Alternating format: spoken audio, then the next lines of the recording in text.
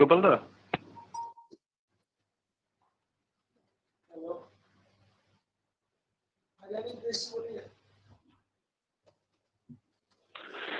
all the participants are requested to off their video and mute their mic.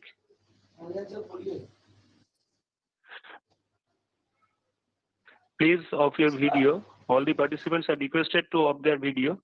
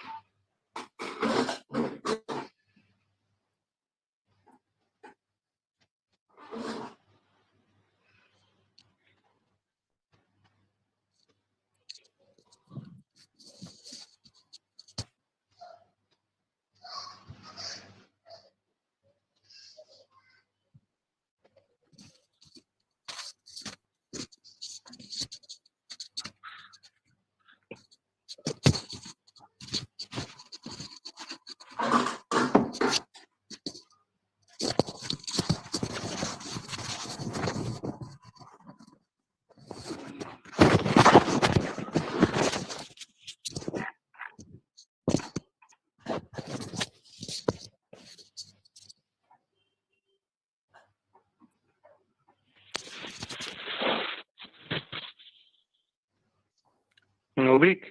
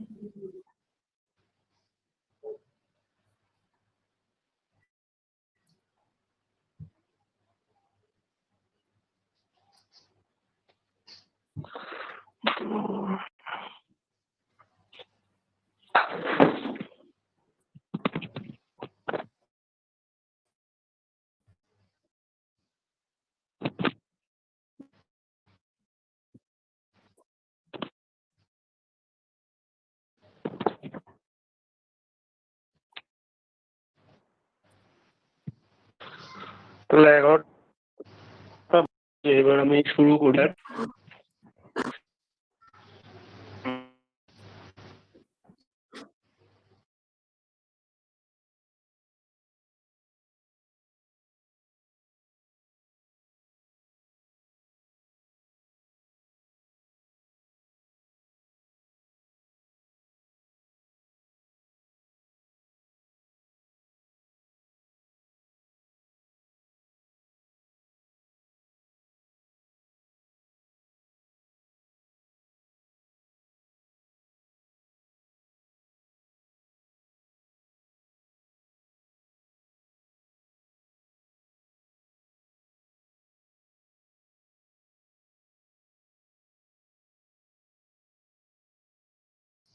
I express honorable speakers Dr. Ovik De and Dr. Prashanto Malik for their consent to deliver lectures in this webinar. I am very glad to announce that there are participants not only from almost all over the states of our country, but also from different parts of the world. I heartily welcome you all in this webinar. I hope you will be enlightened by our speakers' lecture. Of this webinar, I request some points to follow the participants. Please keep your mic in mute mode and video in off mode in Google Meet. All the communications to be made via Google Meet chat box and YouTube comment box. Present your screen in Google Meet. When our honorable speakers will present his screen, then a second screen will be created in the same name, which is presenting screen. Please pin the presentation screen to view the presentation. If there is any technical problem occurs in any part of the program, which is platform actually, please bear with us. Now, I request our head of the department, Dr. Kalidas Das, for delivering his. Over to Dr. Das. Good morning, everybody. Thank you all for joining us in today's webinar. Today among us, we have Chief Patron and Officer in Charge, Dr. Shobhan Neogi, Coordinator, IQAC, Dr. Amoresh Mondol, our advisor and also my teacher, Professor UC De, retired Emeritus Professor, Department of Mathematics, University of Kolkata. Today, distinguished speaker, Dr. Ovik De, and Assistant Professor, Department of Mathematics and Actual Sciences, University of Tunku Abdul Rahman, Malaysia. Dr. Prashanto Malik, Assistant Professor, Department of University of Burdwan, India, and my fellow colleagues and friends. Warm welcome once again to One Day International webinar on modern trends in mathematics and its application, organized by Department of Mathematics, Krishnagar Government College, West Bengal, India. This is my second international webinar organized by this department.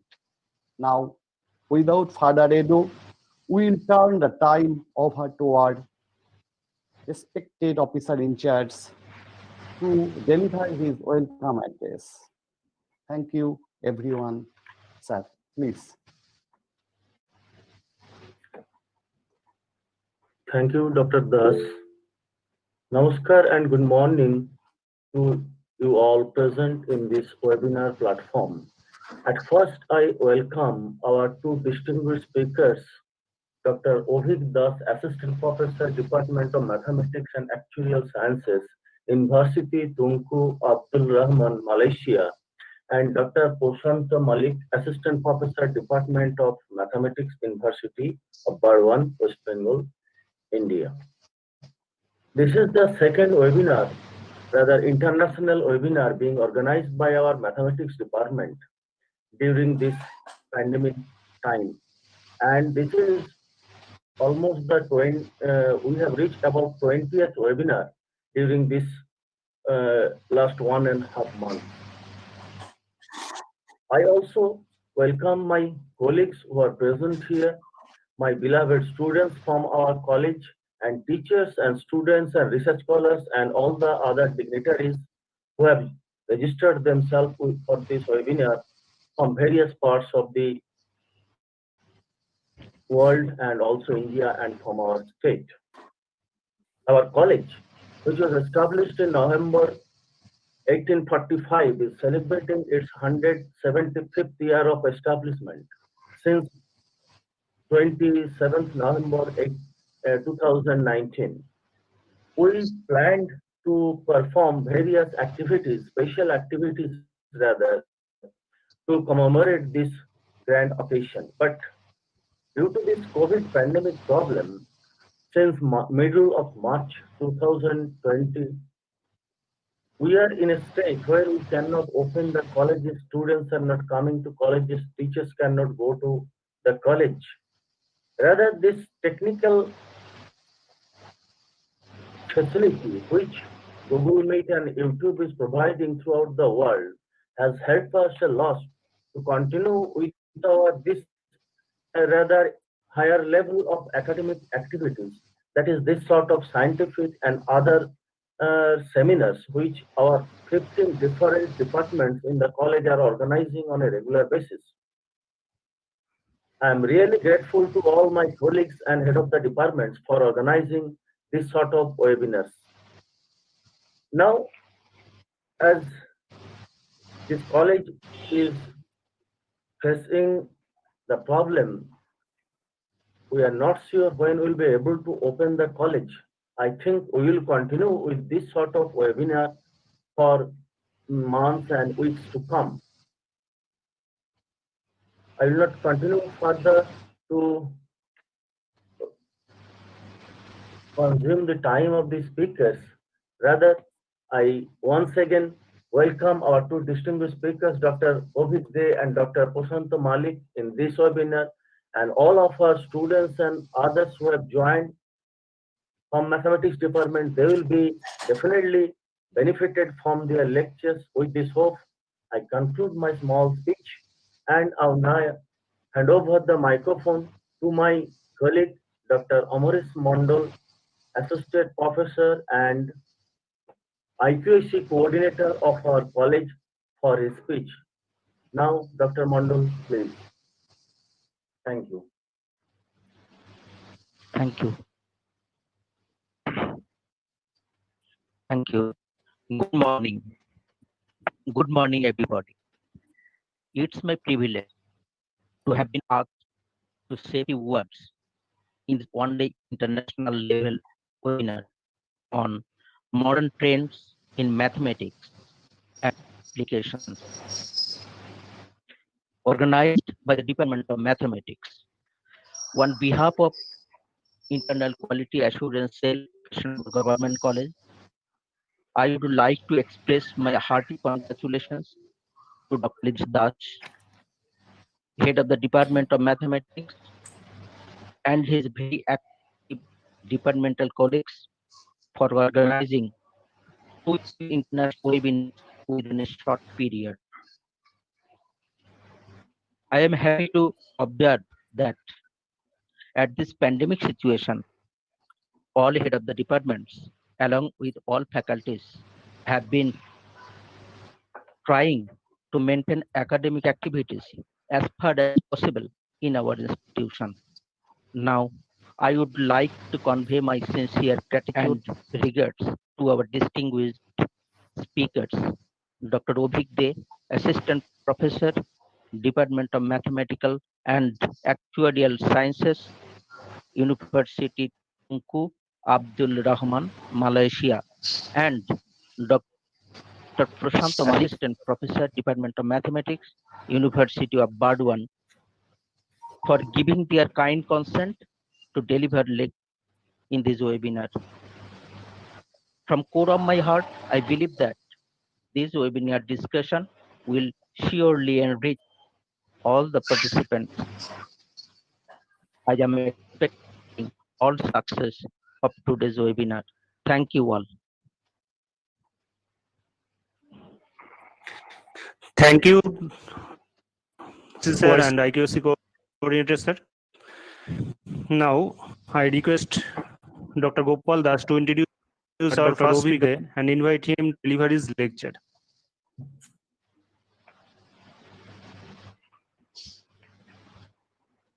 Thank you, Dr. Sujit Ghosh.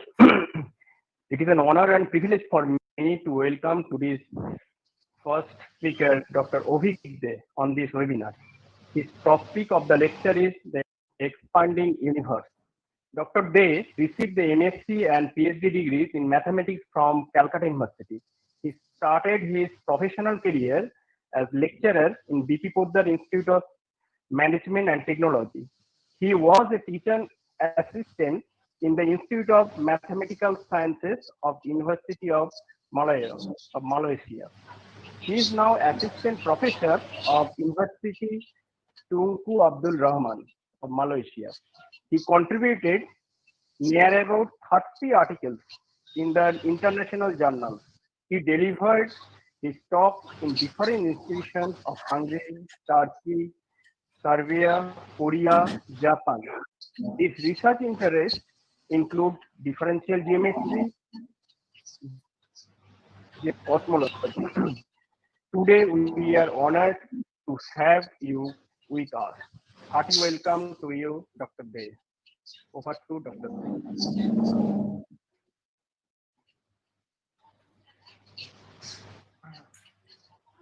So I start presenting now. I take the screen now.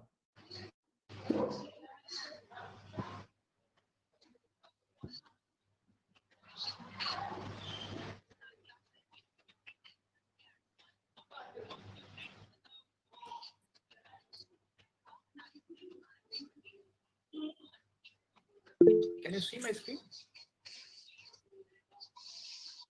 Hello? Yes, yes. Hello. Yes, Can you see my screen? Yes. yes. Screen Okay. is full. Okay. Thank you for the invitation. Thank you for the for webinar during this virus outbreak. So today I'm going to discuss about explaining mostly like heat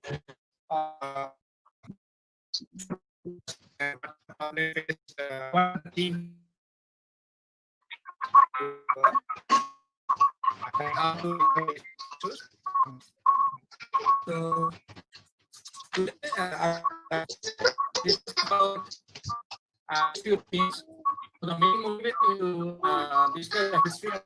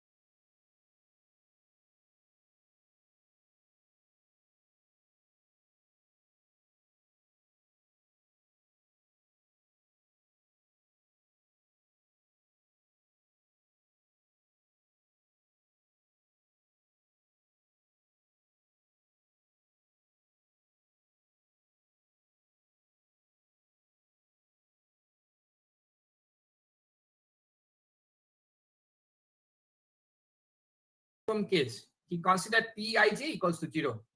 Okay, the right hand side is 0. He considered a vacuum case, and then he tried to find out a metric tensor which satisfy Rij minus R by 2 Gij equals to 0. So how he did that? He considered a particular form of Gij. He considered static, spherically symmetric, those kind of constraints. Okay, so he considered Gij contains only 2 parameters, and then he put that Gij in this equation. Gij, and from that Gij he also found Rij and R. He put everything in this equation. Okay, with Pij 0, of course. So from that equation, system of equations, he can find the parameters, the alpha beta. Okay, that was his concept. Okay, so the solution looks like this. Okay, this RS has something actually is something to do with the matter, but anyway, or with the mass. But anyway, you just can look at this. This is a solution which will be satisfied by the equation Rij minus R by 2 Gij equals to 0. This is Schwarzschild equation, Schwarzschild solution, Schwarzschild metric. This solution is very important in GR, in the research of GR, because unless Schwarzschild found this solution, the equation is unsolved. I don't think nobody will be very interested in working with an unsolved equation. So this solution is a milestone in the GR, okay, in the general relativity. Okay, so that was one Einstein field equation was in 1915, the original equation. Then in 1917, Einstein actually modified his equation, his original equation, because at that time, around that time, we could not see very far from us. Our visibility was limited. Our instruments were limited. Our technology was limited. So at that time, everyone, including Einstein, believed in a static universe. They believed in a static universe. And when Einstein used his original equation to find something about the cosmology, about the universe, he found something like an expanding universe. It's not static. The universe is not static if he used the original equation. So that's why he put a lambda. He put this lambda. He put integrated and positive lambda, and he modified the equation, the Einstein field equation or the GR equation. Rij minus R by 2 Gij plus lambda Gij is K squared Tij. Okay, but afterwards you will see. Afterwards there is observational proof that the universe is not really static. There is both theoretical and observational work, and then Einstein could understand that the universe is not static, and say this lambda, this one is the greatest lambda of his life or some sort of thing. Okay, but you will also notice that afterwards, in recent time, this lambda come back to life. At one point, lambda was 0. Everyone started taking lambda 0. But then you see that this lambda come back to life with some other implications. To prove why the universe is expanding, to explain why the universe is expanding. Okay, so these are few scientists who actually first went against the flow and tried to prove the universe is not static. Slipher was among the first ones. This is Slipher. I got some pictures from internet. So Slipher was among the first ones who noticed spiral nebulae were moving away from us, and the fainter ones, or the ones which are further away, are generally moving more quickly. This is in 1907. Keep in mind, in 1907, the same year Einstein actually modifying his original equation. In 1922 and 1924, Friedman published 2 papers. He used EFE, he used the Einstein field equations, and formulate a non-static universe. He gave some models where the universe can be either contracting or expanding, but not necessarily static. Then 1927, Lemaitre, who was a student of Eddington, published a solution of EFE, for the case of an expanding universe. This one 1927. This one was in some other language, I think Belgian, some other language. So this paper was not noticed by most of the scientists. So afterwards, it was translated by Eddington in 1931. Then I think people read this paper. This Eddington is the same Eddington, Arthur Eddington, who actually verified first verified the prediction of EFE, prediction of GR, the light bending by heavy object during the solar eclipse expedition and all. Yeah, and actually this Eddington, because of this Eddington, Einstein becomes world famous. He was known, his theory that GR is known to the whole world. Finally, in 1929, Edwin Hubble observed the relation between distances and recession velocity of galaxies. And this is actually known as Hubble's law. The popular term is Hubble's law. There is a Hubble parameter. Okay, so this you can say this is the first concrete support towards the expanding universe belief, and he can be considered the grandfather of the observational cosmology. But one thing to note is Hubble actually used some data from Slipher. Slipher already had those data, all the data about the velocity and distance. Those data Slipher already had. So Hubble used some of the data from Slipher. So it's actually started already in 1917, but 1929 it is well established. You can see. Okay, so these are the scientists, physicists, and mathematicians who actually initially who actually contributed to this conclusion. So here I will discuss about 3 physical phenomena, physics things, which help them and still helping us to understand the expanding universe. The first one is the redshift. Everyone should be aware of the Doppler effect in physics course in the undergraduate days. So ambulance siren this is a very common example we use. So ambulance is going away from you and then going towards you, these kind of things. So in cosmology, something similar happened. When you look further away, the objects look reddish. Okay? Reddish, not bluish, reddish, which means the wavelengths of the light are increasing. Okay, so that's why I write Doppler effect implies wavelength seems larger if the source is moving away from the observer, right? That means redshift is greater than blue shift. So if you look at the below pictures, if you look at this picture, this is the Doppler effect. So I quickly just tell you. So this is the source, this is observer, this is another observer. If the source moving this way, for this observer, it will be blue shifted. For this observer, because the source is moving away, this is redshifted. If the source is stationary, but the observers are moving towards the source, for both of them, the light will be blue shifted. If the source is stationary, but the observers are going away, then the light will be redshifted for both of them. So if you look at this picture, this is a far better picture of the cosmological expansion. Okay, not this one. This one is not 100% true for cosmological expansion. We are not actually inside the universe. Not that someone is going somewhere and another galaxy is going somewhere else. It's not really that way. So if you look at this picture, is a better picture of the cosmological expansion. So suppose there is a rubber band.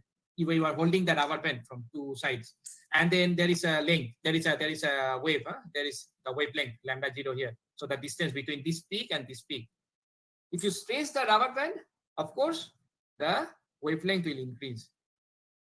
Okay. This is what happening. So this is redshifted. This is actually what happening in the universe, in the expanding universe. Okay. So these are roughly a picture. So nearby objects look like this, yellowish, and many objects there. Intermediate case, intermediate distance, it's oranges and a bit not so dense. Distance case is reddish, far more reddish, and is far away apart. Okay. The second thing I should mention is the supernova type 1A. This supernova are actually like a very bright candles placed in sky very far from us. These are actually colliding stars or galaxies which are brightly lighted. After the collision, after the explosion, the light is there, the bright light is there for long time, so that we can actually notice the thing, we can actually capture. Equipped with today's advanced technology, now we can look very far. So equipped with today's advanced technology, we investigate the SNIA to compile Hubble diagram for galaxies at distances 100 times greater than observed by Hubble. So you can understand the data is much more better than the Hubble's one at that time.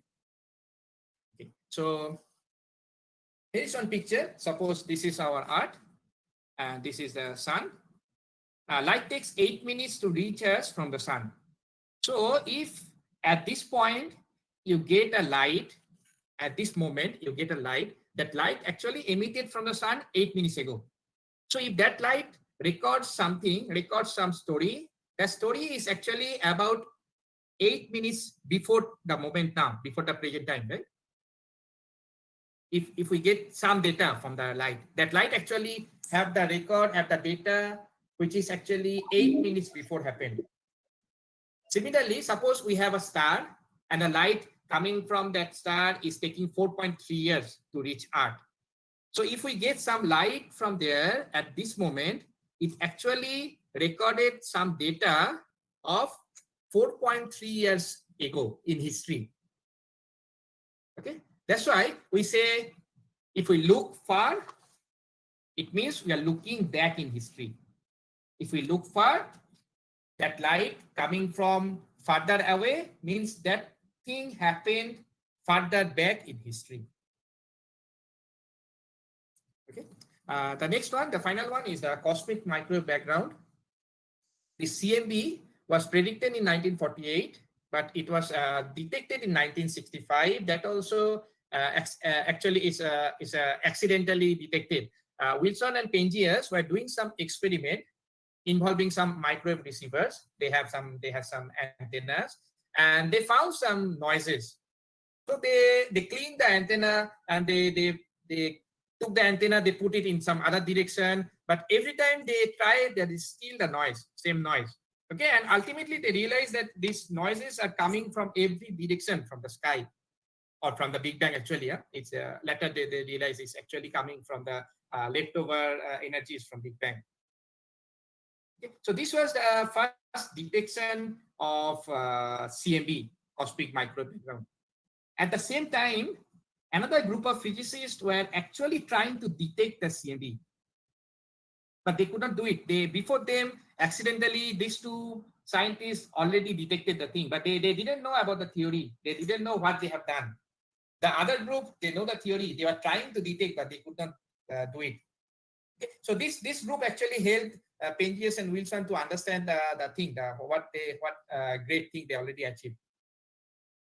Okay. So this CMB radiation contains information of the universe when it was just 380,000 years old. It's from very far away. We call it the leftover Big Bang radiation, CMB. It shows a very hot source and an early anisotropic universe. Okay. Anisotropic means not uniform. It's not uniform, anisotropic universe. So there is a surface of last scattering. Theoretically, we say there is a surface of last scattering. Beyond this, we cannot see. It's not visible for us. Okay, not because our technology is not advanced, but it is. If you believe in the Big Bang, it's not possible to look back. Okay, we are beyond this.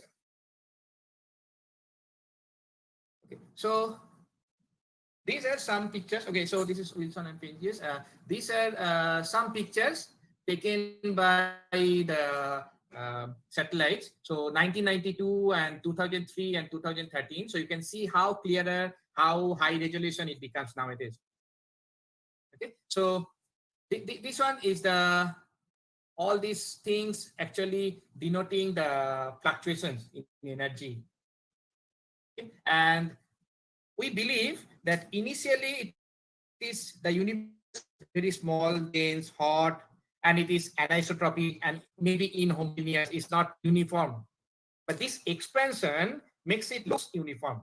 Okay, so it is again same thing, like you have a base sheet, or you have some kind of bed cover, and then it's not stretched, it is folded and maybe some wrinkles and that's all.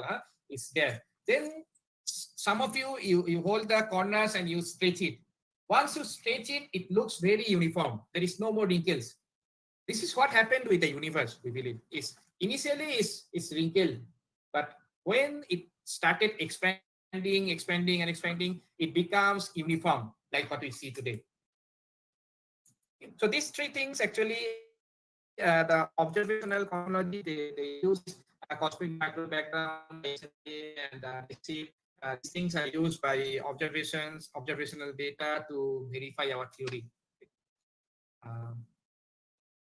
Okay, so here we reach to the complete evolution, complete history of the universe. Okay, I should mention, this is true if you believe in the Big Bang theory.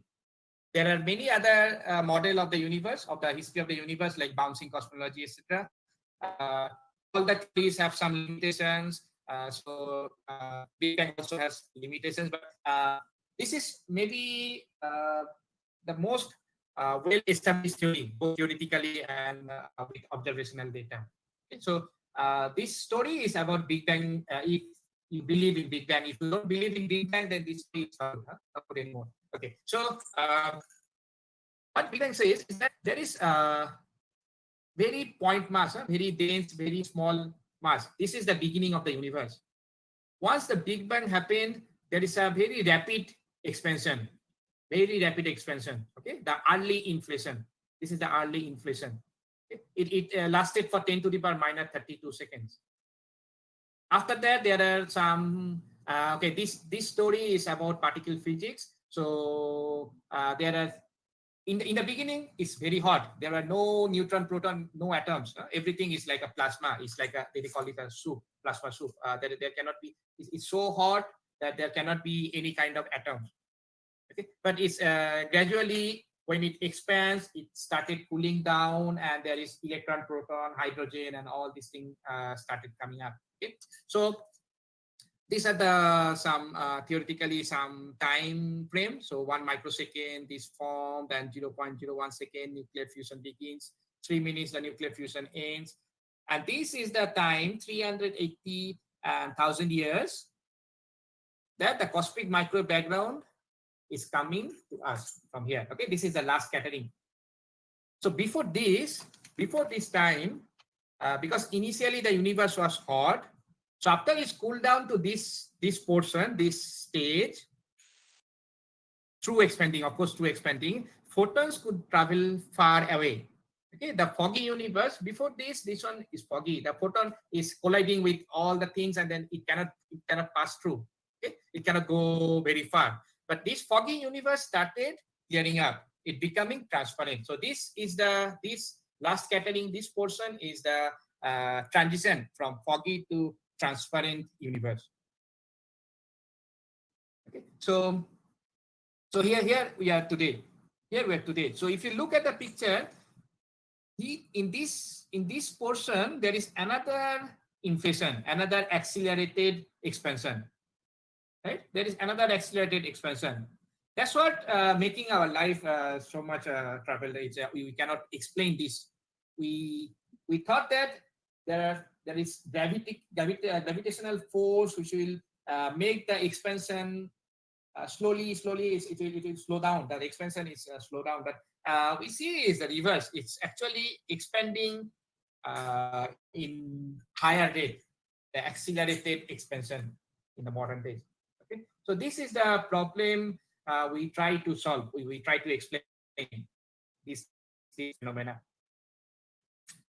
Okay. So this is what happening actually in the through general relativity. If you follow general relativity, so it's like these are the galaxies. So these are some mass on a grid, and it is stretching. The universe is expanded, so it is stretching the grids. So that's why the items or the galaxies are going apart. Okay, it's not really the space-time is fixed. Maybe like I go back to the base seat again. So it's not that the space-time is a base seat is lying there and then something is moving. Some galaxy is moving on this. It's not like that. The whole thing is live. We say live. The whole universe, the whole space-time is live, and space-time itself is stretching, is expanding. Okay, so. This is roughly the story of the universe. We go in the mathematical modeling of this. So for that, we need some axioms. Every time we need some axioms to start the mathematics. Okay. So here is the principle, the main two principles. It says that the universe is isotropic and homogeneous. So it's same at every point and in every direction. In large scale, of course, in large scale I cannot say the sun and the earth is same thing.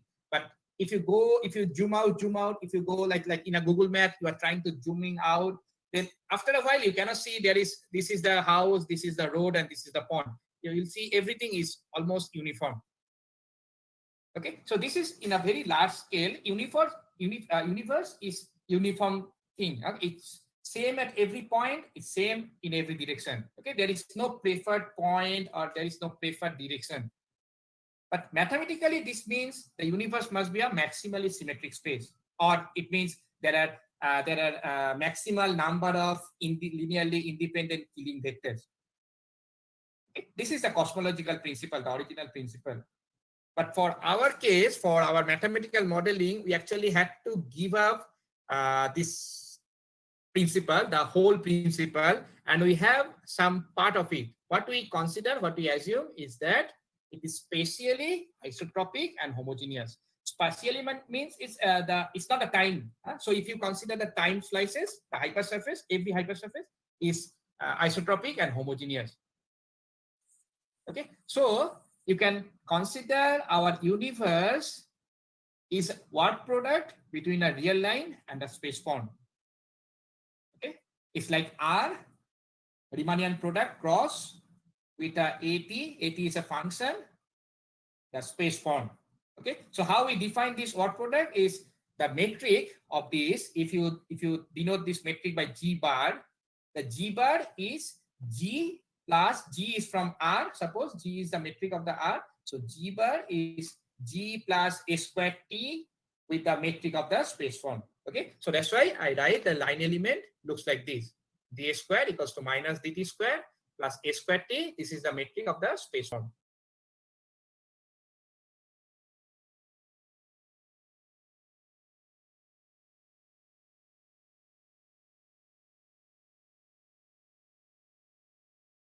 G11 will be A squared T.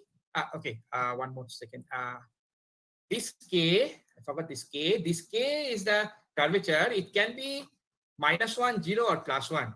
Okay, we have three kind of models of the universe. So open universe model, flat universe model, and closed universe model. But through the observational data and the recent theoretical works, we believe the K must be 0.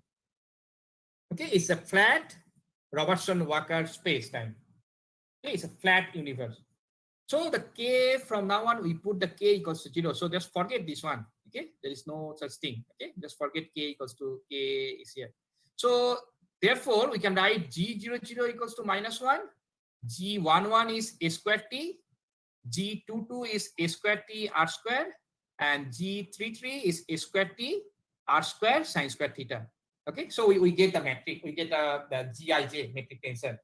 Once we get the Gij, we can actually find out the Rij, the Ricci scalar, the Ricci tensor, and the Ricci scalar.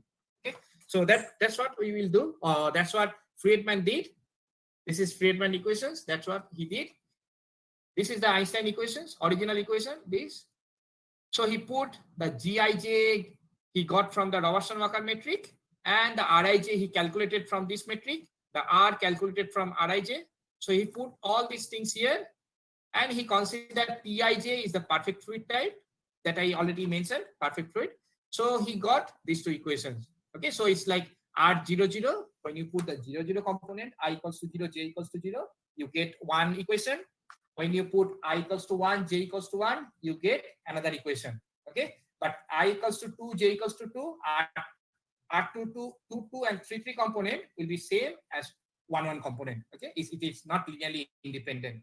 So we only have 2 linearly independent equations. Okay. If you follow this equation, you see that this rho is the density is always greater or equals to 0. This is the pressure P. If the pressure is greater than 0, then the 3P plus rho is greater than 0. If 3P plus rho greater than 0, this part becomes negative. This part negative means A double dot over A is negative. Okay, so that means the universe is decelerating. That is, expansion of the universe is slowing down, which contradicts the observational data, because as of now, we are very confirmed. The observational data confirmed it is expanding. Okay, so this is a contradiction. So that means pressure of some component of the universe must be negative, or we must have some kind of exotic matter. Not, I mean, it's not the usual matter. Some kind of matter which we do not have the detection yet. There must be something. Okay, so there are some kind of issues. We cannot really explain the expansion of universe from the general relativity. Okay, because if you follow the relativity, the force of gravity, it should have slowed down the expansion, but it cannot. It cannot slow down the expansion of the universe. So there must be some yet undetected repulsive force, or the opposite force, which is pushing apart all the things, which is driving the expansion, and it grows stronger with time. With the expansion of the universe, the force, the repulsive force, is getting stronger. Okay, we term this dark energy. We abbreviated this as dark energy. We don't know what is dark energy actually, but we need something to help us explain this phenomena of expansion. So we name it dark energy. One of the candidates of this dark energy is that cosmological constant lambda, which everyone hated, okay, at that time. Okay, this lambda is one of the component, is the primary component of this dark energy. Now we believe. Okay, this one is believed to be the vacuum energy. If there is a vacuum, if there is a space without anything, it's a vacuum space, there should be nothing. But now scientists believe there is actually some kind of energy, repulsive energy in the vacuum. That's what is expanding the universe. That's what pushing all the things apart. But here also we have some problems, some issue. Lambda as the primary candidate of dark energy has some issues. The small value, the observational value, and the theoretical value doesn't match. Okay, so there is some problem as a constant lambda. So scientists, to bypass this, or to overcome this, not bypass, I should say, to overcome this, they thought of dynamical lambda. Lambda is a function of time. So with time, lambda is changing. So they consider lambda is proportional to 1 over t, or sometimes they consider lambda is proportional to 1 over a square, or maybe lambda is proportional to a dot over a, or a dot over a whole square, or maybe a double dot over a, and so on. They consider all this type of, they try all these type of things. They are still trying, and so someone gives some theory, and then we need to check whether observationally it is viable. Okay, so this is one way to explain the expansion of the universe. There's another thing yet undetected. It's called dark matter. So they believe that there is some kind of matters which we cannot detect, we cannot see, but it is holding the things apart. Otherwise, if it is only dark energy, it's too much. If it is only dark energy or vacuum energy, the universe by now it should be ripped apart. Okay, so there must be something which is balancing the expansion, or balancing the repulsive energy. But it must be dark energy is greater than dark matter. That's why there is the accelerating expansion. Another group of people, they thought, what if the general relativity doesn't work in the large scale? It's very successful. This GR is very successful in solar limit. But what if we do not have the same thing if we consider the large scale of universe or cosmos? So maybe we need to make some corrections in EFE rather than think of the dark energy or dark matter. Okay, how they do this? They replace the Ricci scalar R in Einstein-Hilbert action. What is Einstein-Hilbert action? Is some kind of action from which, using calculus of variations, we can derive the Einstein field equations. Okay, so in that action, there is R, Ricci scalar R. We just replace the R with some kind of function and try whether it can solve the expanding universe thing, whether it can explain, and also it can be verified by the observational data. Okay, so there are many theories like scalar tensor theory, and there are many theories. Okay, modified theories. I just discussed one thing, is very popular. It's called FR gravity theory. It may be the simplest modification or extension from the Einstein field equation. So we consider, instead of R, an arbitrary function of R, maybe e to the power alpha R, or maybe it's R squared, or maybe it is R plus something. Okay, we consider this type of function, and we put in that Einstein-Hilbert action, and we use calculus of variation to find out this gravity equation. Okay, this equation. But if you look at this equation closely, if you put FR equals to R, then this one gone. This one is R. This one gone. So it is actually the Einstein field equation. If you have FR equals to R, you get back the Einstein field equation, the original equation. Even if you don't put FR equals to R, this equation can be expressed in this form. It's very easy. You just divide by FRR, all the terms, you divide by FRR, and you make some manipulation here. It becomes R over 2 Gij. So you add and subtract. So you can easily get this one to be written in this form. So this one, if you look at this equation, it's also very similar to Einstein field equation. It is Rij minus R by 2 Gij. So if you look at this is something like the lambda. This is something like the cosmological constant lambda. Okay, so this is Rij minus R by 2 Gij plus lambda Gij equals to K square Tij. Okay, it's actually effective Tij is something else, but you can think of this as the matter source. Okay, so we are not very far apart from the EFE if you consider FR gravity. And of course, this FR has many constraints. Theoretically and observationally, you have many constraints over the function. You cannot just choose any function and say this is the theory. You have to. This is the gravity theory. You have to go through many things, many viability criteria. Okay, so these are two directions. One is the modified gravity theory. One is the dark energy, dark matter, which we are trying to solve this or explain the expanding universe phenomena. So, okay, so this is my, I think it's my final slide. So this is roughly the model of the universe.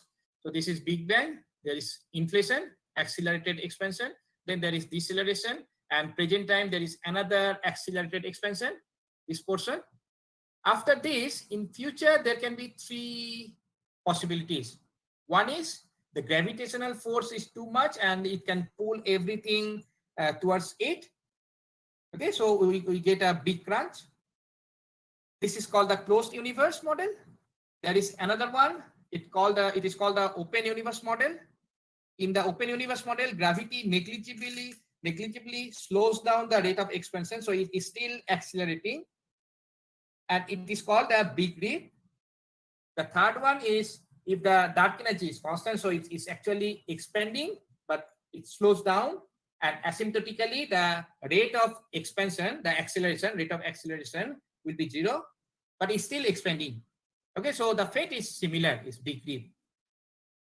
Okay, so for now we believe these two are maybe the most possible fate of the universe.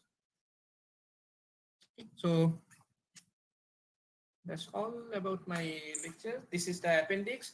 So like I said, you already know the Euclidean metric dx square equals to something like this: dx square plus dy square. Sometimes we write a square dx square plus b square dy square.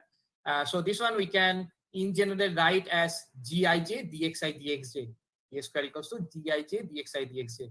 Where this Gij is a function of this xi or x1, x2, xn. This is a symmetric matrix. From this matrix, we can do the partial derivative. This is partial derivative del Gik del Xj. We can partially derivative this, differentiate this, all this, and we can find out this notation, this term. From this term, using this term, again using some partial derivative, we can find out the Ricci curvature. From Ricci curvature, we can find out the Ricci scalar. This is called covariant derivative. So if we have a vector, we can do the derivative. It's like a generalization of partial derivative. It's not really partial derivative. It has a component, partial derivative, and extra component here. Okay, so it's not really partial derivative. So this is all about tensor calculation you need in understanding the Einstein field equation or the GM. Okay. So that's all. In the reference, I have some sources I used, and this is very helpful to understand the cosmology or the at least the general relativity, not maybe the cosmology, but at least the general relativity. The first one is a book on tensor calculus. This book is very good for beginners. You have all the calculations, or everything is written. Everything, nothing is hidden there. So you have every proof, every example is all the calculations have been shown. So for the beginners, it's very nice. The second book is it's not really book; it's a lecture note, Introduction to Tensor Calculus for General Relativity. This book does not have the motivation why we need a tensor for relativity, or what a tensor actually from the linear algebra perspective, or those multilinear algebra. But this book has those things from the dual vector space, and all those things are discussed here. And then it has some more motivation towards the general relativity. So how we use the tensor in general relativity. The third one is freely available in internet. It's a lecture note on general relativity by Carroll. These two are actually same thing. This is a book and this is the lecture note, but either one will help you. It's same thing. This has everything about cosmology. If you want to start cosmological research, you get everything in this book. Then these are two courses in Coursera.org. You can listen to this. These are not both of them are very technical, but it's very good to understand the whole story. And this is a very small introduction to modified gravity. This is also available on internet, really. So that's all from today. Thanks for listening.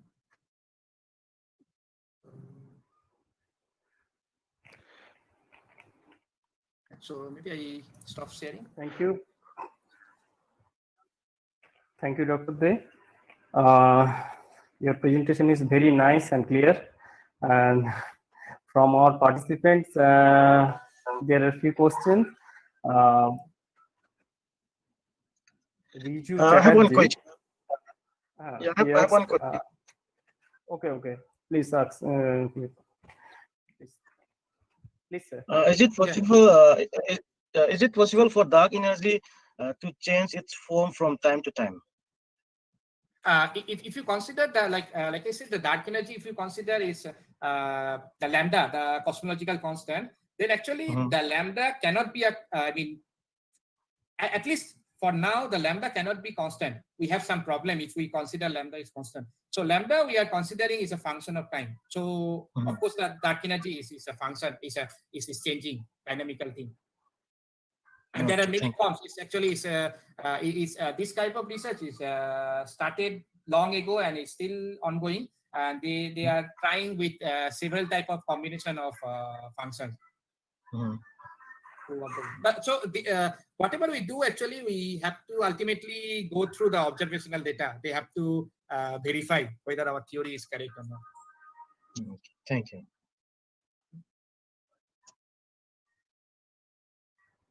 Okay. One question from our participant Riju Chatterjee. What is the Van Allen belt in gravitational field force? What is that? Sorry. What is the Van Allen belt? Oh, I don't know. I'm not really that expert in those things, gravitational. No, I don't know. Okay. Another question from same participant. Why cosmological constant is said dynamic? No, it's not like why it is said dynamic. it's like if we consider the cosmological constant, the lambda is a constant, is really a constant, like what Einstein has considered is a constant term, then we have some problem. Theoretically and observationally, the value is not matching. So that's why we consider that lambda, it is a dynamical thing. It maybe in the very beginning, it started from some value, but over time it is decreasing, reducing.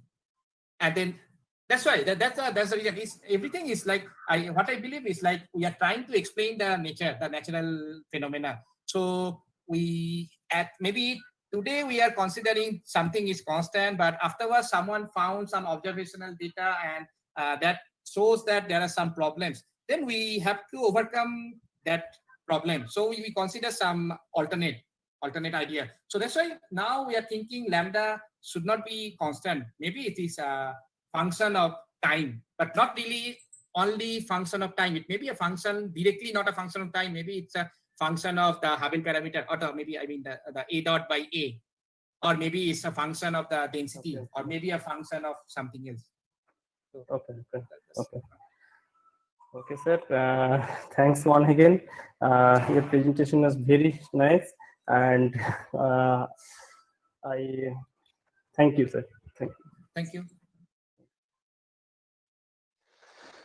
Okay, thank you, Dr. De, again for enlightening our participants through your knowledgeable and interesting lecture. Now I request my fellow colleague Dr. Pranab Bhattacharjee to introduce our second speaker, Dr. Prashanto Malik, and invite his for his lecture. Thank you, Dr. Sujit Ghosh. A hearty welcome to everyone. It's a great pleasure to me to introduce our second speaker, Dr. Prashanto Malik, who is going to talk to us on the interesting topic, some generalized notions of convergence of sequences. Dr. Prashanto Malik, formerly Assistant Professor of Mathematics, Ramakrishna Mission Vidya Mandir, Belur Math, and Assistant Professor in Mathematics, the University of Bardwan, obtained his MSc from the Jadavpur University. He has vast experience in teaching for the last 12 years. He is actively engaged in research on various topics of real analysis, functional analysis, and summability theory, along with allied subjects.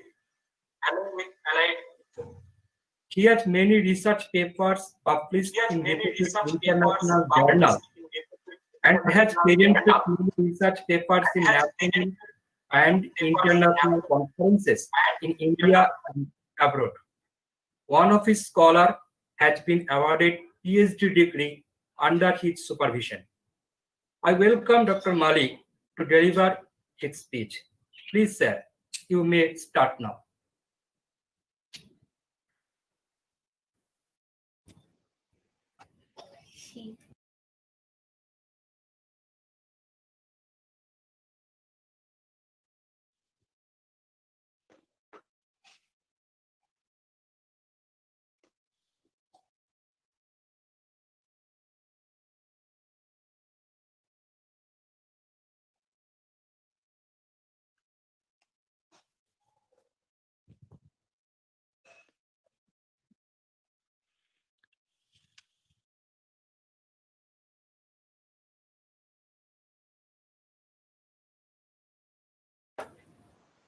Dr. Prashanto Malik, please, sir, start. Dr. Malik, please unmute your microphone. Okay, I am starting. Okay.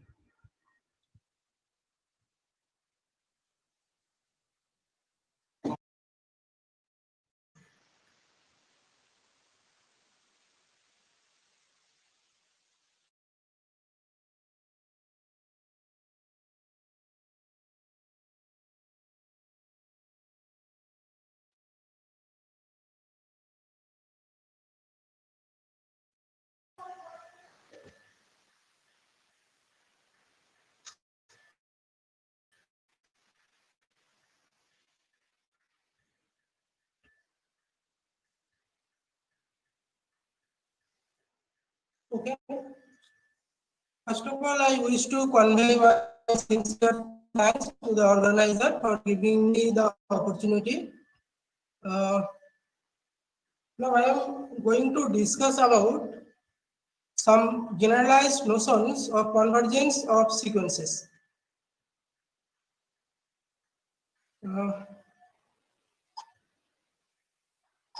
Actually, the usual notion of convergence of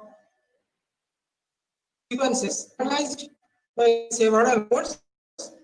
So I am going to discuss about two most useful generalization, namely statistical convergence, ideal convergence of sequences.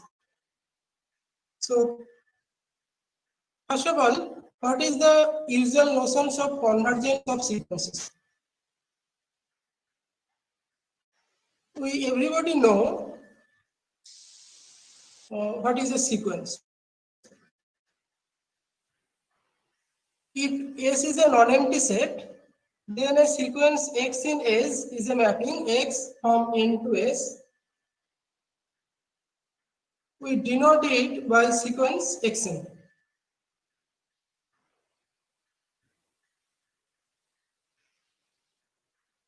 If S equal to R, then Xn is called a sequence of real numbers, and if S equal to C, then Xn is called a sequence of complex numbers. And here we estimate sequences of numbers only.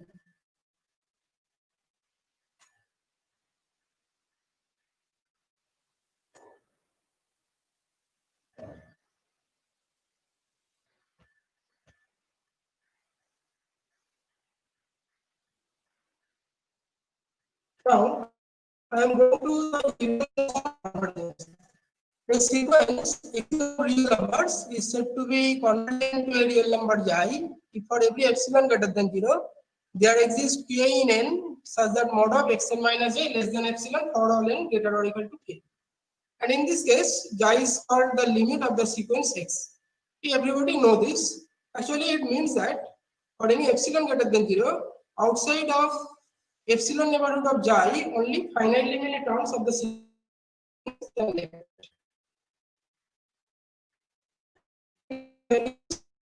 Sequence is bounded, and there exists a term such as modulation less than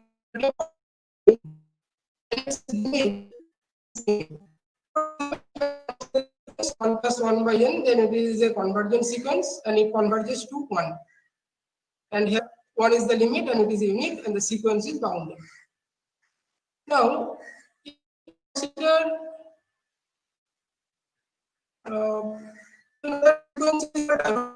it is not convergent. Some author classify these divergent sequences such as oscillatory sequence or properly divergent sequence and many things. And this usual notion of convergence cannot capture in fine details on the properties of vast class of sequences which are not convergent. So, to some generalized of convergence are needed. For example, we consider these two sequences Xn and Yn. Xn is the sequence minus 1 whole to the power n for all n in n, and Yn is the sequence. Yn is 1 if n is a square now squared integer, that is n equal to k square. And if n is not a square number, then we take Yn as minus 1. Then here both Xn, Yn are divergent sequences. But Xn changes its value rapidly. That is, x1 is minus 1, x2 is 1, x3 is minus 1, x4 is 1, and so on. That is, consecutive terms are changing its value. Whereas the value changing frequency of Yn is less than that of Xn. You see that y1 is 1, y2 is minus 1, y4 is 1. Y5 is minus 1, 6 is minus 9, Y7 is minus 1, Y8 is minus 1, and Y9 is 1, and so on. That is, value changing frequency of Yn is less than that of Xn. So they both are divergent sequences, but different in nature. Divergent sequence one is not too bad. Now, I recall the definition of a subsequence. If xn is a sequence of real numbers and nk is a increasing sequence of natural numbers, then xnk is called a subsequence of xn. And if this subsequence xnk converges, its limit is called a subsequential limit of xn. And subsequential limits are sometimes called limit point or cluster point of the sequence xn. And it is easy to say that a sequence xn converges to xi if every subsequence of xn converges to xi. And therefore, xi is subsequential limit of xn if and only every neighborhood of xi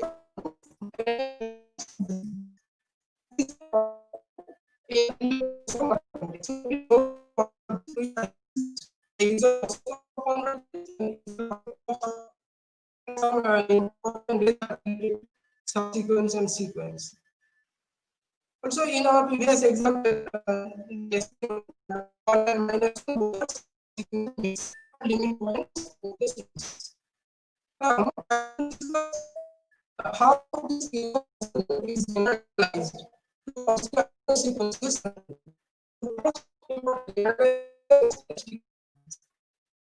And this of statistical convergence was independently using the concept of natural density of subsets of n. So what is natural density? So it is defined in this way.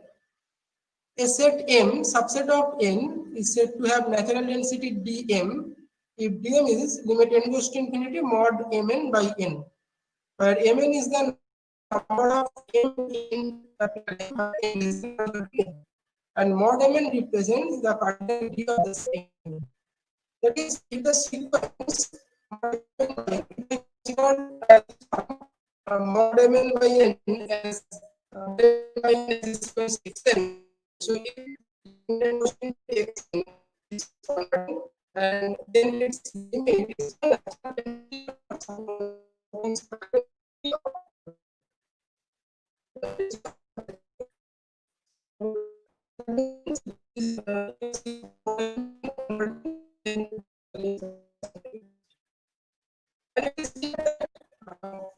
this asymptotic density or natural density of n, that is dm, mod mn by n is equal to n by n, is equal to, so it is lying between 0 and 1. Let us consider some examples. So M is the set 1, 3, 5, 6, 7.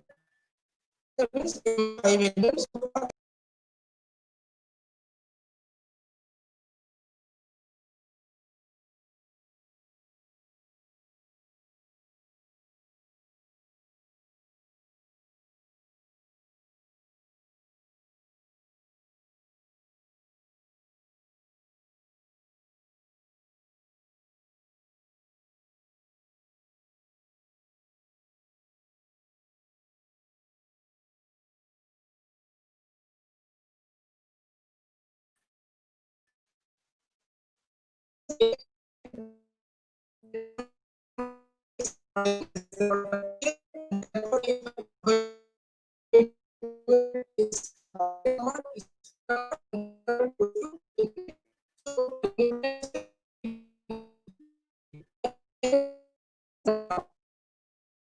That is M is the set containing n square, then mod mn less than or equal to root n.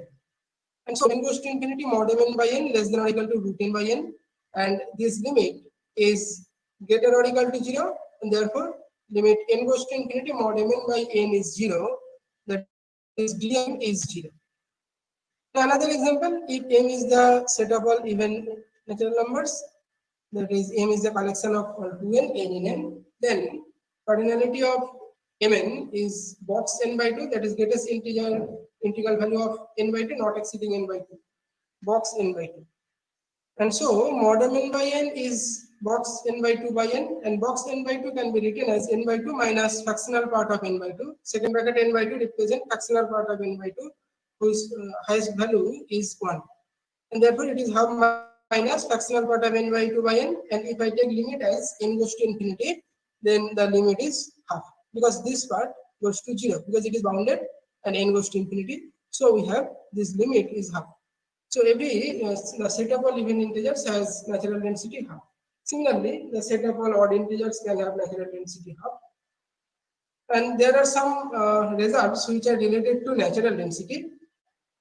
If A is a subset of n, density of A is 0, then density of the complement set is 1. If AB are two subset of n, A is a subset of B, density of B is 0, then density of A is 0. If AB are two subset of n, and dA equal to dB equal to 0, the density of their union is 0. And verification is very easy. I am showing this. So for each n, the k in n, k less than or equal to n can be break into these two sets, k in A, k less than or equal to n, and k in A complement, k less than or equal to n. Therefore, mod of k in n, k less than or equal to n is number of elements in k in A, k less than or equal to n, plus k in A complement, k less than or equal to n. Now, now this set, this limit is 1 because k in n, k less than or equal to n is always n. So it is basically limit n goes to infinity n by n, that is constant sequence 1, so limit is 1. Now A has density 0, therefore this set, this limit is 0.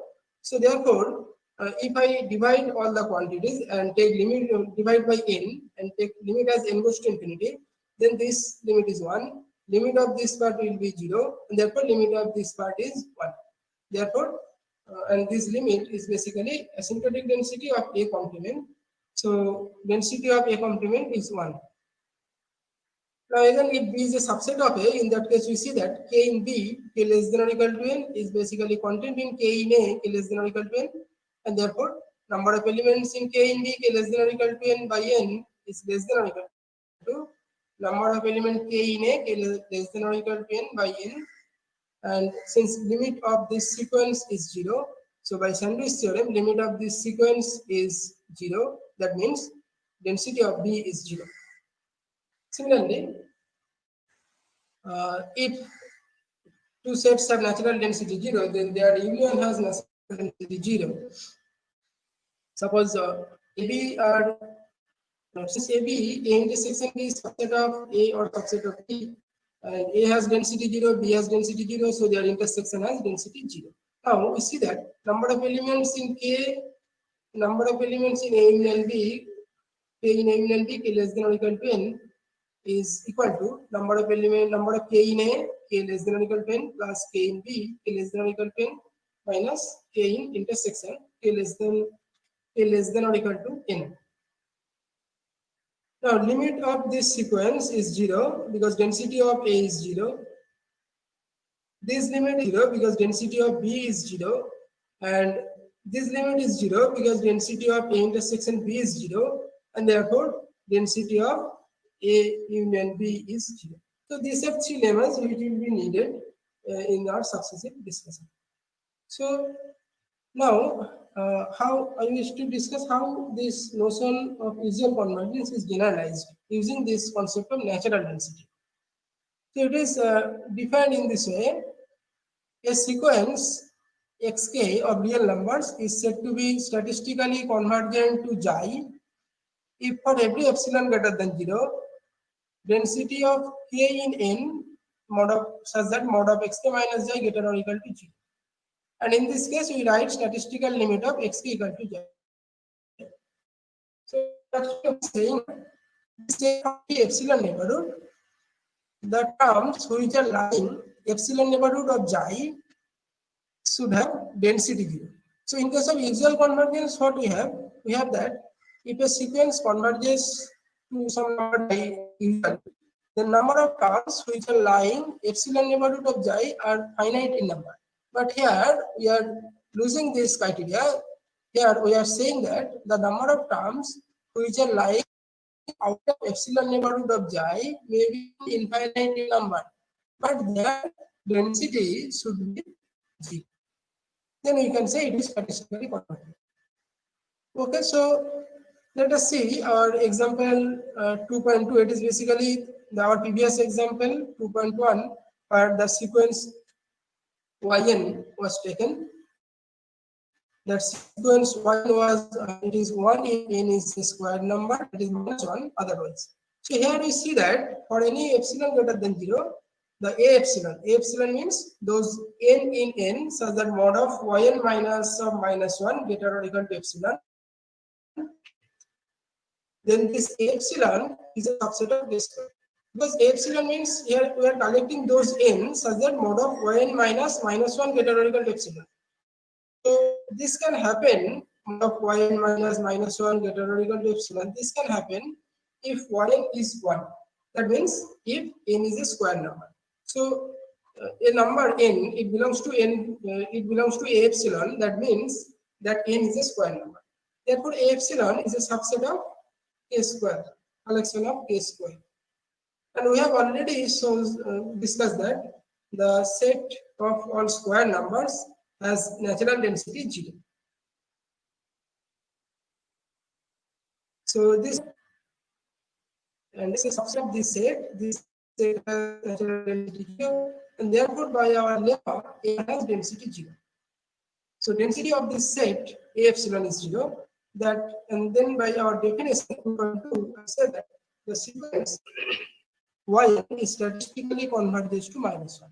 So see that the sequence yn was actually usually a Lagrangian sequence, but in the case of statistical sense, it is convergent in some way. So the Lagrangian sequence yn is not too bad. We can say some properties of this sequence. It is not the post sequence. Post sequences which are not convergent sequence. So it is there one kind of convergence I can define on this kind of sequence y. So in case of xn, that is -1 whole to the power n, you cannot find such criteria. You cannot find such number for which it can converge statistically or anything. So that sequence yn is very bad, but the sequence yn is not so much bad. So I am showing that how that this notion is basically a generalization of usual notion. That is, I am showing that every convergent sequence is statistically convergent. We know that converse is not true because we just our previous example shows that the sequence yn is statistically convergent but not convergent. But every convergent sequence is statistically convergent with the same limit. And proof is very easy. You can see that suppose xk be a convergent sequence and say its limit is xi. So xi is the limit of the sequence xn. And take any epsilon positive, then there exists a k such that mod of xn minus xi less than epsilon for all n greater or equal to k. It is the definition of convergent sequence. Now, epsilon is the collection of all those n such that mod of xn minus xi greater or equal to epsilon. Then we have epsilon is a subset of 1 to up to k minus 1. Because after k and onwards, mod of xn minus xi less than epsilon. So mod of xn minus xi greater or equal to epsilon is n comes from 1 to up to k minus 1.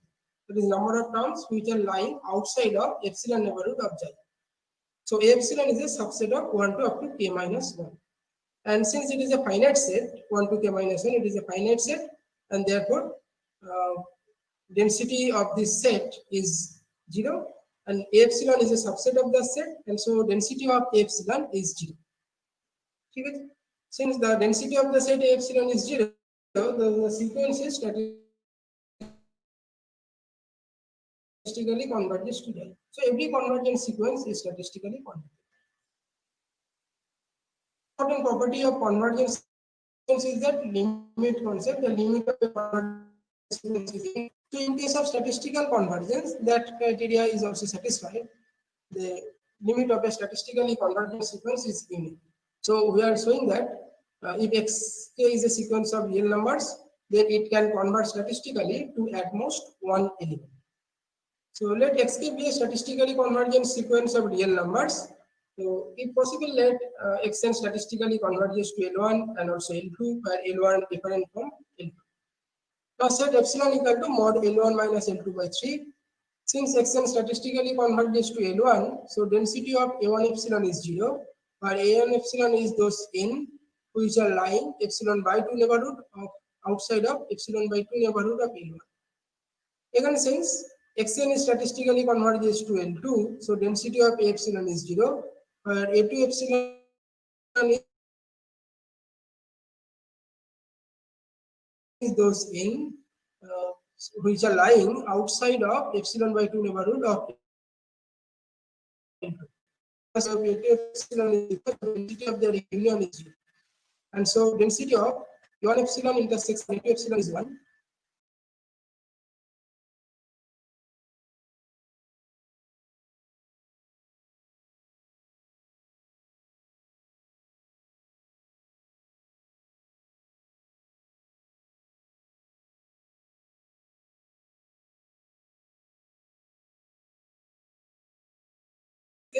Plus mod of xk minus L2, and since k in A1 epsilon complement, therefore mod of xk minus L1 less than epsilon by 2.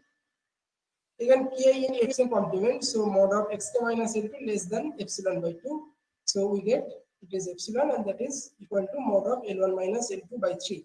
So which is absurd because mod of L1 minus L2 is non-zero, so we can cancel them, and therefore we get 3 less than 1, which is absurd. Therefore, a statistically convergent sequence converges to at most one point.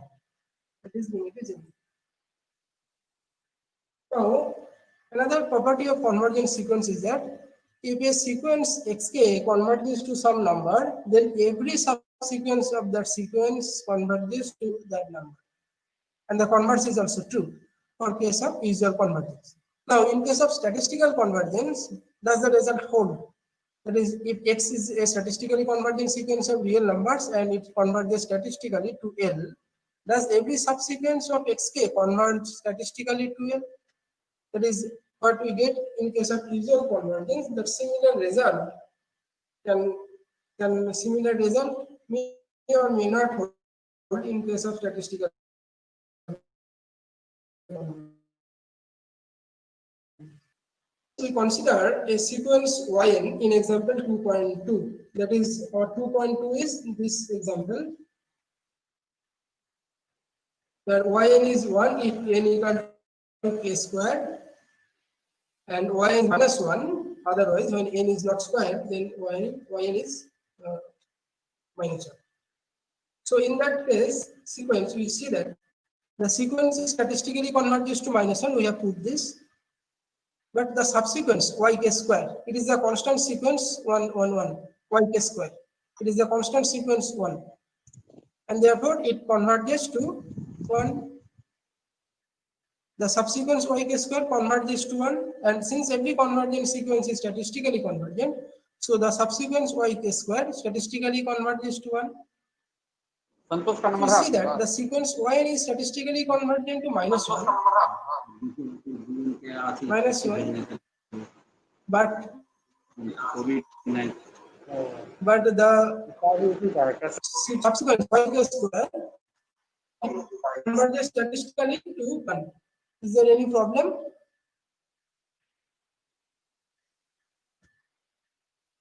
Is everything fine? No, okay.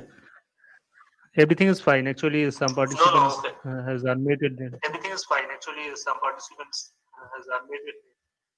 Okay.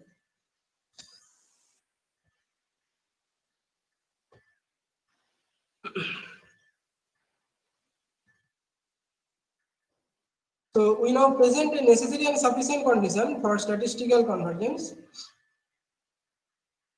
The result is this: a sequence xn of real numbers. Let xn be a sequence of real numbers, and then the sequence xn is statistically converges to L if and only there exists a set k such that density of k is 1 and the corresponding subsequence converges to L in usual sense.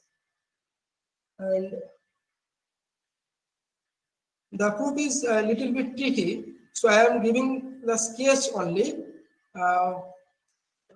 Suppose the sequence xn is statistically converges to L. Let Kj be those n such that mod of xn minus L less than 1 by j, j equal to 1, 2, and so on. Then we see that the sets Kj's are K1, K2, K3, and so on. And density of Kj is 1 for every j because the sequence is statistically converges to L. So if I take epsilon as 1 by j, then collection of all xn n such that mod of xn minus L greater or equal to 1 by j is a set of density 0. And therefore, collection of all n such that mod of xn minus L less than 1 by j is density 1. Now we, by Euler-Rodin property of n, K1 is the least element, say K1. Then we choose to from K2 such that V2 greater than K1, and for all n greater or equal to V2, mod of K2 n by n greater than half. This can be obtained by simply the fact that dk2 is 1. Since dk2 is 1, so using the definition of limit, one can have such criteria for all n greater or equal to V2, mod of K2 n by n greater than half. And so on. We can use V3 from K3, so that V3 greater than V2, and for all n greater or equal to V3, we have greater than 2/3. It is again from the criteria limit n goes to infinity. Mod of Kjn by n is 1. Mod of K3n by n is 1. Limit n goes to infinity. Mod of K3n by n is 1. So from the definition, one can have such criteria, and so on. So for all j equal to 1 to n, we have such criteria. For all n greater or equal to Vj, mod of Kjn by n greater than j minus 1 by n. Now, actually, we construct this set K. K is those natural numbers which are lying 1 to V1, and those natural numbers which are lying in this intersection. Then, little bit calculation can show that for all n lying between Vj to Vj plus 1, we have mod of Kn by n greater or equal to mod j minus 1 by j. And if n goes to infinity, then j also goes to infinity, and therefore we have this limit mod of Kn by n is 1 because it is greater or equal to that. Now, so density of K is 1. We have this because it is always less than or equal to 1. So density of K is 1. Now, if epsilon is given, then we can choose j such that 1 by j less than epsilon, and let n in K and n greater or equal to Vj, then there exists a P such that P greater or equal to J, and P less than or equal to n less than Vpa plus 1. This can be found by observing the set K. Then that n belongs to Kp, and so mod of xn minus L less than epsilon. So that means if n in K and n greater or equal to Vj, then mod of xn minus L less than epsilon. So if we restrict the indices on K and the indices greater or equal to Vj, then the sequence converges to L. That means if I arrange the elements in K such that density in this order, K1 less than K2 and so on, then density of K is 1 and the corresponding subsequence converges to L. And the converse is similar. I am skipping this converse because it is also same argument. I used to say that remember the result for the first time. It is very important result. It gives an existential condition for statistical convergence. That is, a sequence xn is statistically converges to L if and only if there exists a set K of density 1 which corresponding subsequence converges in usual way to the number L. Okay. So for the first time, remember the result. I wish to use this result to establish another result. So these are some algebra on limits, analogous result, because in case of limit we already know this. In case of statistical convergence, such results are also true. That means if a sequence xn statistically converges to L and a sequence yn statistically converges to M, then the sequence xn plus minus yn statistically converges to L plus minus M. Sequence cxn statistically converges to Cl. Sequence xn yn product sequence statistically converges to Lm. So proof are simple. I am just proving C only. So just remember the definition of statistical convergence and our necessary sufficient condition for statistical convergence. So since the sequence xn statistically converges to L, so there exists a set P subset of n which has density 1 and the corresponding subsequence converges to L. It is our necessary sufficient condition for statistical convergence. Similarly, for Yn, there exists a set Q whose density is 1 and the corresponding subsequence YQn usually converges to M. P has density 1, Q has density 1, so their intersection, P intersection Q, which is called K. So K also have density 1 because P has density 1 means P complement has density 0. So Q complement has density 0. So P complement union Q complement has density 0. And there that means P union Q, P intersection Q whole complement has density 0. And therefore P intersection Q has density 1. So since P has density 1, Q has density 1, so their intersection, that is K, has density 1. Now, if I arrange K in this order, that is K1 less than or equal less than K2 less than K3 and so on, then we can say that the subsequence xkn. Xkn basically is subsequence of xpn. Xkn converges to L, therefore its subsequence xkn converges to L in usual sense. Again, ypn converges to M and yqn is a subsequence of yqn. So since ypqn converges to M, so its subsequence ykn converges to M. Therefore, these two subsequences xkn and ykn converges to L and M respectively. So by our usual notion of convergence, their product sequence usually converges to L.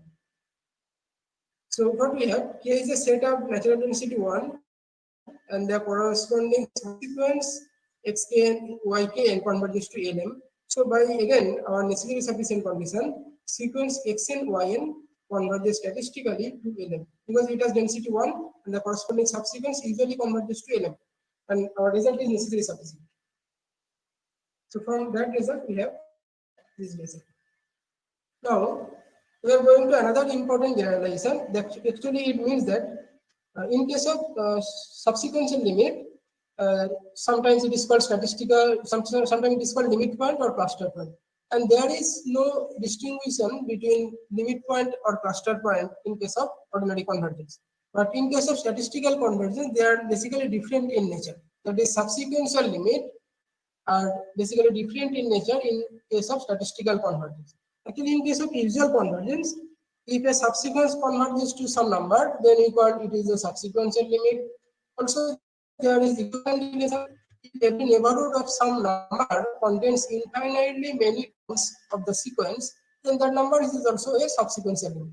So these two ideas are used to generalize them in statistical sense. So these are done by Friedel, and for this we need the concept of thin and non-thin subsequence. So what is a thin subsequence? Suppose xkj is a subsequence of a sequence xk. Now we consider the set of all indices kj. Now if this set, the set of all indices kj is denoted by k, q, then we denote this subsequence by simply writing this xq. That is, xq means this subsequence xkj. Now, if density of this set kj is 0, density we have defined, a subset of n has density 0 if it satisfies some condition. So, if density of this set q is 0, then we call the corresponding subsequence a thin subsequence. Suppose in case of our sequence yn, which was 1 in square and minus 1 when n was not square. So, the subsequence yk square, that is a thin subsequence. Yk square, like the square number, for square numbers, I am considering the subsequence yk square, that is a thin subsequence. So if the indices are density, then the subsequence is a thin subsequence. And otherwise, if the indices is not 0, then we say it is a non-thin subsequence. So using this, statistical limit point is defined. So a number p is called statistical limit point of a sequence xk if there exists a non-thin subsequence of x that converges to p. Recall that in case of subsequential limit, we have similar definition. If there exists a subsequence converges to some number, then that number is a subsequential limit. So in case of statistical limit point, I say that if there exists a non-thin subsequence. that converges to normal to the number p. So obviously, every statistical limit point is a subsequential limit or limit point. So another criteria was subsequential limit that every neighborhood of some number contains infinitely many terms of the sequence. So using that criteria, this definition of statistical cluster point is defined. L over Q is called a statistical cluster point of a real sequence xk if for every epsilon greater than 0, the set k in n such that mod of xk minus q less than epsilon does not have natural density 0. So this set does not have natural density 0 means this set obviously is not a finite set. So that set is obviously an infinite set because we already have every finite set has natural density 0.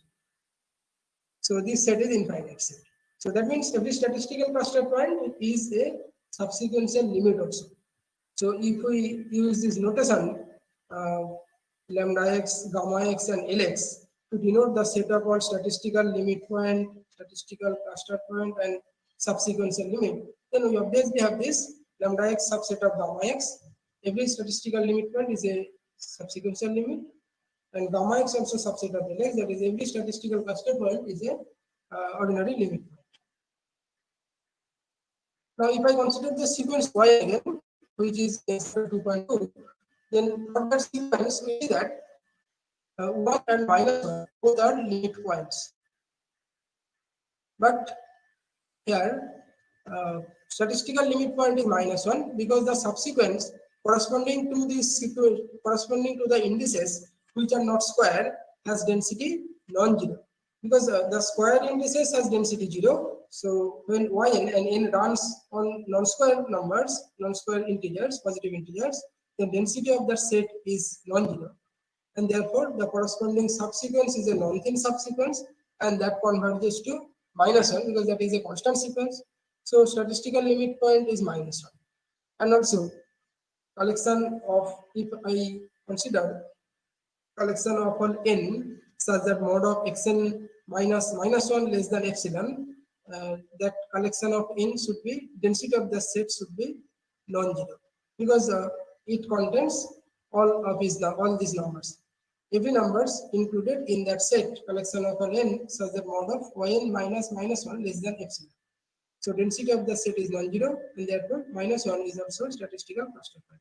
But here our subsequential limits are 1 and minus 1. Another example, if I consider this sequence Rn, where Rn is the enumeration of the resonance, and I define a sequence xn in this way, xn equal to rk if n equal to p square, and it is n otherwise.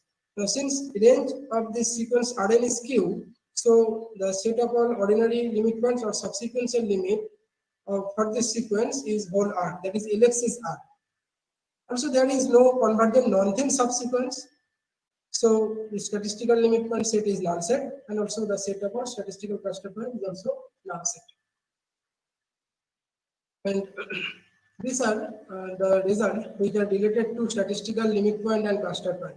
So the result shows that the lambda x subset of gamma x, that is every statistical limit point is a cluster point. Proof is little but tricky, and proof can be available from this site or some reference paper. I am skipping the proof. Proof is not so much hard, but lack of time I am skipping the proof. Actually, I used to discuss another generalization of usual convergence. And another result, the set of all statistical cluster point is a closed set. This is also analogous result of subsequential limits. That is, in case of sequence usual convergence, we have that result. The set of all subsequential limits of a sequence is a closed set. The set of all subsequential limits of a sequence is a closed set. It is an undergraduate course exercise, and its statistical version, that is set of all statistical cluster point, that is set gamma x, is a closed set. And the proof is given. It is little bit tricky. I am just giving the proof. Now, I am going to the another generalized notion of convergence, which is the high convergence of sequences. Actually, this notion was introduced by Kostyko in very recent time, in 2000 or something. It is actually based on the notion of ideal. So what is an ideal? We know that in the course of topology, it is not the ideal of algebra, it is the ideal studied in topology. So let X be a non-empty set. A class I of subset of X is said to be an ideal in X, provided it satisfies the condition. Null set belongs to I. AB belongs to I implies A union B belongs to I, and A belongs to I, B subset of A implies B in I. That is, it is I is the class which is closed under finite unions and which is closed under subset inclusive. And an ideal I in X is called non-trivial if I not equal to the singleton set I and X not in I. And the dual notion of ideal is filter. So a collection F of subset of X is said to be a filter in X, provided that I not in F, and AB in F implies A intersection B in F. A in F, B superset of A implies B in F. That is, F is closed under finite intersection and superset inclusive. And if I be a non-trivial ideal or a non-empty set X, then collection of such sets M where A in I, there exists some A in I such that M is X minus A. Then one can verify that this collection is basically a filter on X that is satisfying all these three conditions. So it's a filter on X, and this filter is called a filter associated with I. And a non-trivial ideal I is called admissible if it contains all singletons. Now, throughout our discussion, I consider I as a non-trivial admissible ideal in N. So, how the notion of convergence is generalized to I convergence? It is generalized in this way. A sequence xk of real numbers is said to be I convergent to xi if for any epsilon greater than 0, those k in n such that mod of xk minus xi greater or equal to epsilon belongs to I. Okay, that is the number of terms which are lying outside of epsilon neighborhood of xi is a set in I. And xi is called I limit of x, and we write this notion to denote I convergent. And similarly, the notion of limit point or subsequential limit is generalized to I limit point I and I cluster point. A real number L is said to be a I limit point of a real sequence X if there exists a set P such that P not in I and XPK usually converges to L. Similarly, a real number Y is said to be I cluster point of a sequence Xk if for any epsilon greater than 0, collection of all K such that mod of Xk minus Y less than epsilon not in I. So, how is the generalization? We just observe from note 3.1. If I take I equal to I fin equal to those subset A of n such that A is finite set, then this collection form an ideal. Just remember all the three criteria for an ideal. Then you see that this collection I fin satisfies all the three criteria. Collection of all A such that mod A less than infinite. That is A is a finite set. Since I fin form an ideal, so with respect to this ideal, one can say that I fin convergence is basically our usual convergence. Because in case of ideal convergence, what we have the definition? Definition is that collection of all K such that mod of xk minus xi greater or equal to epsilon belongs to I. Now, if this I is I fin, that is collection of all finite subsets of n. That means the number of terms which are lying epsilon neighborhood of xi is a finite set. That means all but finite terms are lying within the epsilon neighborhood of xi. Only the terms which are lying epsilon neighborhood are finite in number.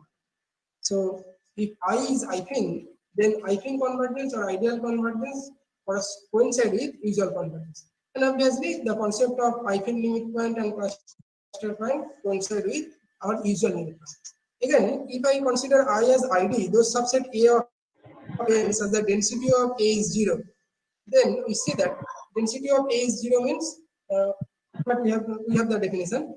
Now, in case of ideal convergence, what we have, this set belongs to ID. This set belongs to ID. That means density of this set, which are lying outside of epsilon neighborhood, has density 0. So that means the sequence is statistically convergent because that is a member of ID. So these are the two notions of usual convergence, two notions. One is statistical convergence, another is ideal convergence. These both are very useful notions, and recent time many research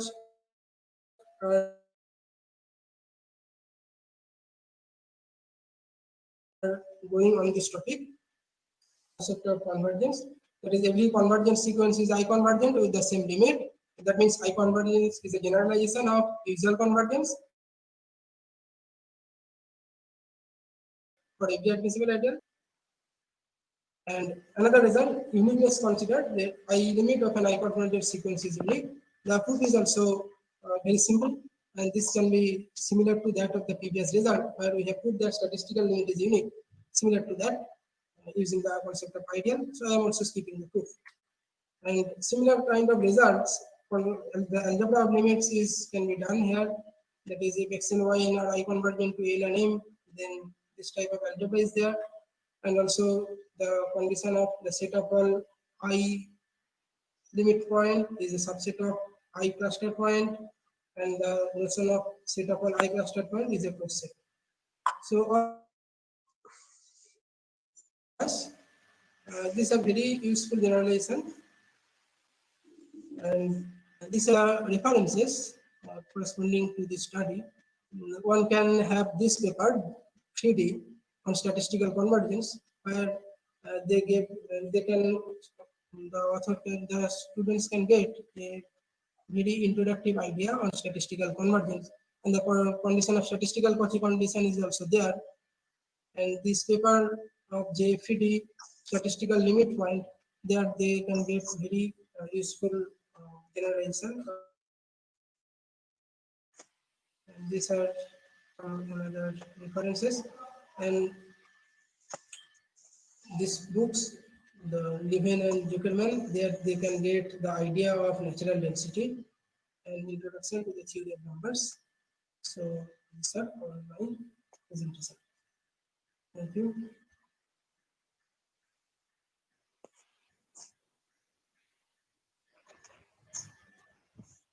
So Thank you. So I have completed my lecture. Thank you. Now, Thank you, Dr. Malik. Thank you, Dr. Malik, for this nice presentation. Thank you, Dr. Malik, for this nice presentation. The sequences are important in every field of mathematics. You have enlightened our participants the modern data strength in the area of sequences. Okay. You have explained in lucid manner the relation between statistical convergence and ordinary convergence in case of real numbers. And we have also discussed a new idea of convergence, namely I-convergence. Your explanation was crystal clear to our participants in YouTube, and they have not left any question regarding this topic. Anyone from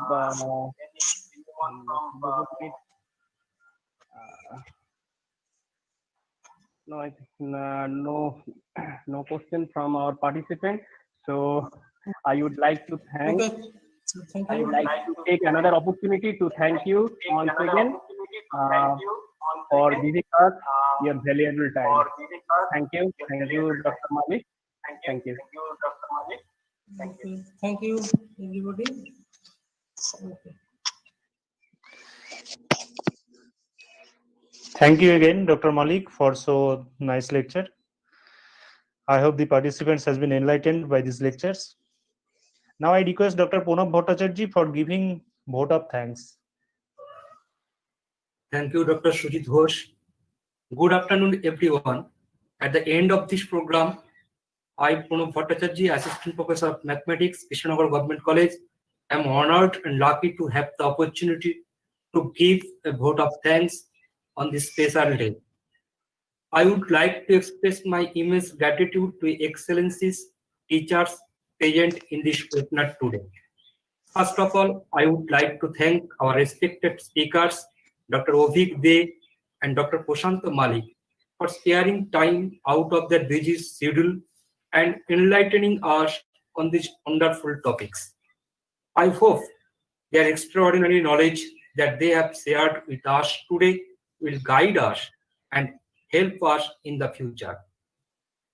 Now, I would like to thank our respected officer in charge, Dr. Shobhan Niyogi, for his support to conduct this webinar. Especially, I thank to Professor Uday Chand De, my teacher, retired emeritus professor, Department of Mathematics, University of Calcutta, for his valuable advice to conduct this webinar.